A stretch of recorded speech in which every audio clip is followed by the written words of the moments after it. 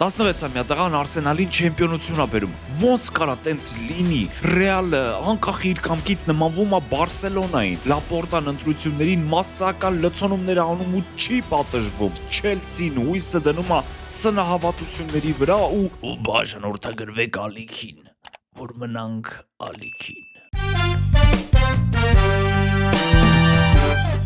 Կատալոնիայում ընտրություններ էին, անկախացան վերջը։ Սպասի, շատ ես առաջ ընկնում։ Կատալոնիայում Բարսելոնայի ֆուտբոլային ակումբի նախագահի պաշտոնում վերընտրվեց Խուան Լապորտան։ Չնայած կիսակառույց ստադիոնի ֆինանսական բազում խնդիրների, Լապորտան կրկին վերընտրվեց, քանի որ թիմը իր օրոք ֆուտբոլ ա խաղում։ Եթե արդյունքն էլ դնենք մի կողմ, ապա երկրպագուները իսկապես բավականություն են ստանում եւ ապագայում հույս կա, որ տիտղոսներն էլ կգան։ Ասում են վարչական լծակներ ա օգտագործել։ Ես ավելի շուտ կասեի բարոյա հոգեբանական, բայց դրան անպայման կանդրադառնանք ուղակի մի քիչ հետո վերջերում։ Դուք մնացեք մեզ հետ եւ բաժանորդագրվեք անպայման, որովհետեւ Լապորտան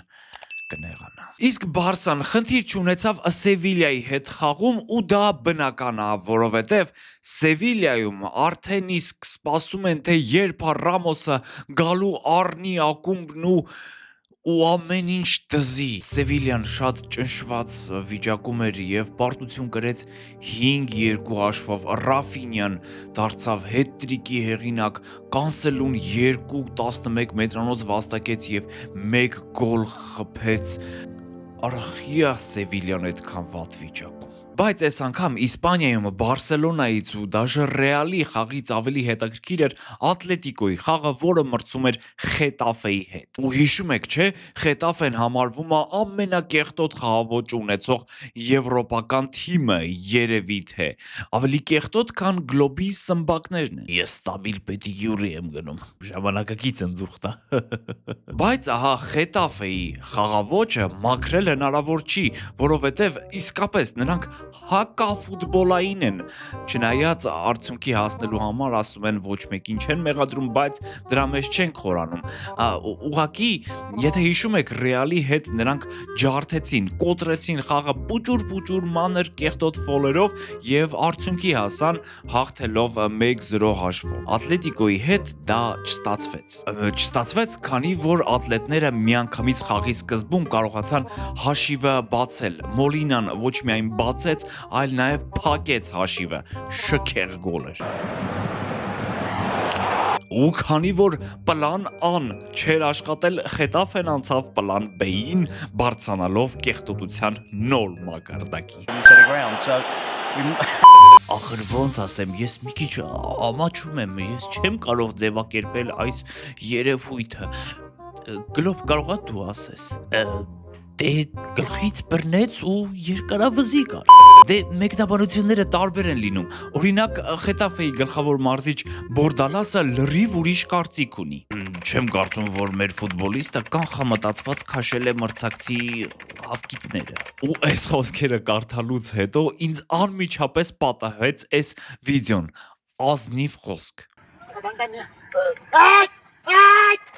Ամեն դեպքում գովասանքի են արժանի ատլետները, որ չտրվեցին սադրանքին ու արդյունքում հաղթեցին, ամրապնդվելով Լա լիգայի 3-րդ հորիզոնականում։ Գովասանքի են արժանի նաև Ռեալի ֆուտբոլիստները, որոնք խաղում էին Էլչեի դեմ ու հաղթեցին 4-1 հաշվով։ Իհարկե, հիմա կասեք, թե ինչ մեծ բան կա Էլչեին հաղթելու մեջ։ Հա էլի, ոնց որ Սիթիին են գրել պատասխան խաղում։ Էլի հարց չկա, բայց նախ նշենք Գյուլերի գոլը սեփական կիսադաշտից, հետո էլ ակումբի 5 սաների միաժամանակ դաշտում գտնվելու փաստը։ Ստացվում է Բարսելոնային են նմանվում։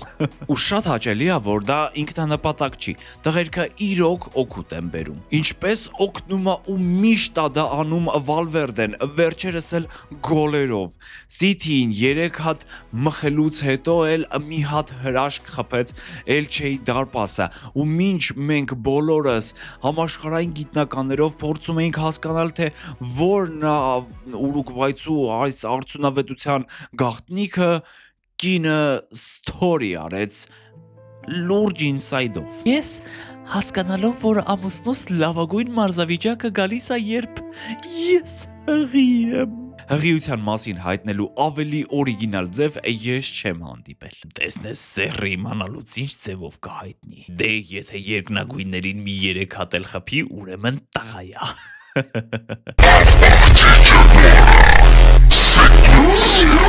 US ֆոնին Կարլո Անչելոտին հարցազրույց է տվել Մարկային, խոսելով Բրազիլիայի հավաքականից մադրիդյան անցյալից ու ասել, որ City-ի հետ պատասխան խաղում պետքա լավ պաշտպանվել եւ բալանս պահել։ Օրինակ, ըստ Պապա Կարլոյի Վինիսիուսը շատ լավ կխաղա պատասխան խաղում, որովհետեւ նա որոշիչ խաղերում երբեք չի ձախողվել։ Կոպիտ ասած չի քաշել թիմին։ Այո, բայց նորից ստիպված պետքա հիշենք առաջին խաղում նրա չիրացրած 11 մետրանոցը, ուզած թե չուզած։ Ավելի ուշ իտալացի մասնագետը հրապարակեց Բրազիլիայի հավաքականի կազմը առաջիկա խաղերի համար ու Նեյմարը այնտեղ է։ Չէ, ախպեր։ Լուրջ, էլի չի կանչել։ Անկամ Ռոդրիգոյին զոհաբերելուց հետո։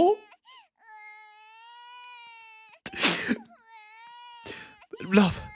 քանի բրազիլացիները պատրաստվում են առաջիկա խաղերին, դուք էլ ծանոթացեք առաջիկա խաղերին, որից հետո մեզ մոտ 16-ամյա տղան չեմպիոնություն է բերում Արսենալին հավանական եւ իհարկե Լապորտան ընտրվում է Բարսայի նախագահ կրկին։ Մարտի 17-ին Չեմպիոնների լիգայի 1/8 եզրափակչի պատասխան խաղում կհանդիպեն Arsenal, Bayern, Chelsea, Paris Saint-Germain, Manchester City, Madrid-ի Real եւ Barcelona Newcastle զույգ։ Մարտի 18-ին Բավարիան կընդունի Ատալանտային, Լիվերպուլը Գալաթասարային, իսկ Տոտենհեմը Ատլետիկո Մադրիդին։ Եվրոպա լիգայում էլ հետաքրքիր խաղ է սպասվում Լիոնի եւ Սելտայի միջև։ Լոնդոնի Չելսին չէր իջնում միջազգային մամուլի գլխագրերից, բոլորը խոսում էին նրա մասին, անգամ Գլոբը, ոնց է իր ասում, Չելսի, ջատագովը սին հավատի։ Ինչ Լիամ Ռոսենյորը նշանակվել է Չելսիի գլխավոր մարզիչ, թիմը իր խաղից առաջ ոգևորիչ ուսը անում է դաշտի անմիջապես կենտրոնում։ Ըստ Ռոսենյորի այս ծեսը շատ է օգնում թիմին միասնական լինել եւ պայքարել մինչեւ վերջին արյան կամ քրտինքի կաթիլը։ Լավա շաման չեն կանչել։ Մյուս անգամ աչքից շամանել կանչեն, Դրոգբայի հոգուն էլ կանչեն, որովհետև դա չօգնեց կոնկրետ Նյուքասլի հետ խաղում, որովհետև պարտվեցին 1-0 հաշվով։ Բայց ինչի այս անգամ այդ ռիտուալը չօգնեց։ Չելսին այս անգամ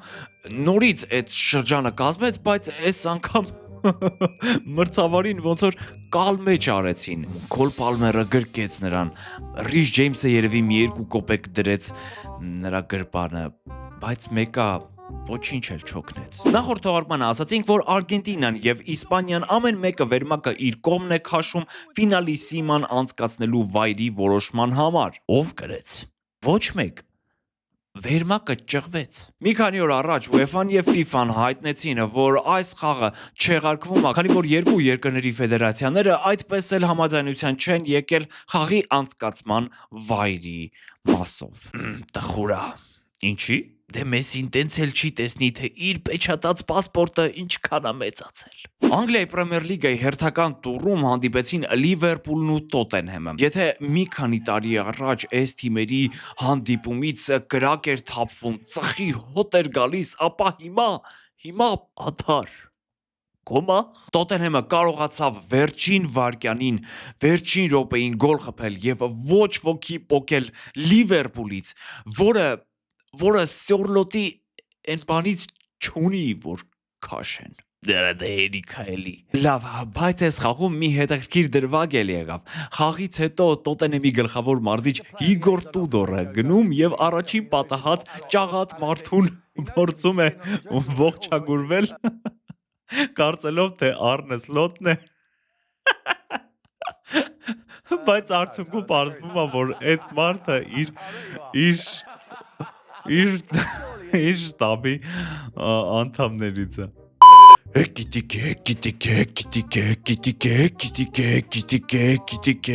Քեզ ինչ եղավ։ Ոգի շնչվել եմ։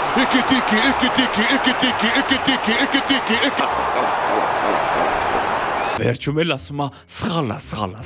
սխալա։ Դրեք վերջը նայեք։ Միլանյան գրանտերը մեր հակահերոսներից են։ Նախ Ինտերը ոչ ոքի խաղաց Ատալանտայի հետ ու Միլանի համար շատ լավ հնարավորություն էր բացվել միավորների տարբերությունը ավելի կրճատելու։ Մրցակիցը Լացիոն էր։ Առաջին հայացքից այսօր հեշտ մրցակից է։ Ոնց կարա Լացիոն հեշտ մրցակից լինի։ Ասեցի այս պահին։ Ու իրականում երկնագույն հռոմեացիները լավ օրեր չեն ապրում, բայց կարողացան հաղթել Միլանին Միլանի ոճով, խփեցին մեկը եւ ամբողջ խաղում պահեցին հաշիվը։ Այսօր մեր հերոսները երկուսն են, ու առաջինը իհարկե անկրկնելի Կոմոնա, ես չեմ դադարում հիանալ այս թիմի խաղով ու կհամարձակվեմ ասել, որ իտալական ֆուտբոլի ռենկարնացիան տեղի է ունենալու հենց այս թիմի շնորհիվ։ Ասերիայի վերջին տուրում նրանք խաղում էին Ռոմայի դեմ, որի հետ նաև Չեմպիոնների լիգայի գոտում հայտնվելու պայքարի մեջ են։ Ֆաբրեգասի թիմը ոչ միայն կարողացավ հետ գալ 1-0 պարտության պայմաններում, խփելով 2 գոլ, այլ խաղում էր շատ գեղեցիկ, հարձակվողական, ուրախ ֆուտբոլ, ինչի համար իրականում սիրում են մարդիկ ֆուտբոլը, վերջապես հասկացեք։ Լապորտան վերընտրվեց Բարսայի նախագահի պաշտոնում եւ մինչեւ 2031 թվականը կշարունակի վերակառուցել Nou Camp-ը։ Ակումբում ձայների ճնշող մեծամասնությամբ հաղթեց Ֆոնտին։ Վարչական ճնշումներով ֆուտբոլիստները շարքով մտնում են ու գալիս է շեֆը սկսում ճնշել, թե բա ապրես Մարկո ջան, մեռնեմ սրտիդ։ Օլմ ջան, յա, ֆերմի դու էլ ես, թե արա։ Ռաֆ ջան, դու քվեարկի սաղ լավ կլինի։ Հանս, հիշում ես չէ, քեզով ա գործի վերցրել։ Դե հասկացանք կերար կյանքներս։ Այսենց քվե առ քվե հավաքեց ու վերջում մի խինդ ուրախություն։ Բայց նրա ընտրվելը շատ ռիսկի տակ կլիներ, եթե որոշիչ լիներ Ֆերան Տորեսի քվեարկությունը։